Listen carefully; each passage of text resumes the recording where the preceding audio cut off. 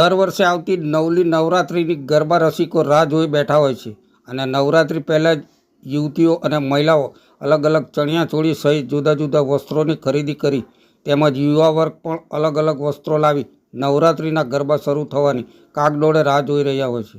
તેવામાં વરસાદ વિલન બને તો આ તમામ રસિયાઓનો મૂડ બગડી જાય છે।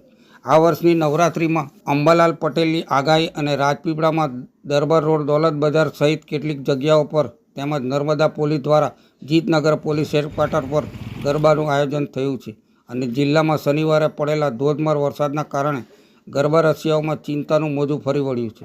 નવરાત્રિમાં વરસાદ પડશે તો ગરબા નહીં થાય તેવી ચિંતા તેમને સતાવી રહી છે। સાથે સાથે જ્યાં જ્યાં પાકા રસ્તા છે ત્યાં વરસાદ રહી ગયા બાદ ખાસ કોઈ ચિંતા નથી, પરંતુ જ્યાં માટી છે ત્યાં વરસાદ કીચડ થવાના કારણે 2-3 દિવસ રમવું મુશ્કેલ હોય ગરબા રમતા ખેલૈયાઓમાં આ બાબતે ચિંતા જોવા મળી છે। આમ નવરાત્રિ દરમિયાન વરસાદ વિલન બનશે તેવી વાતે સૌ ચિંતિત છે।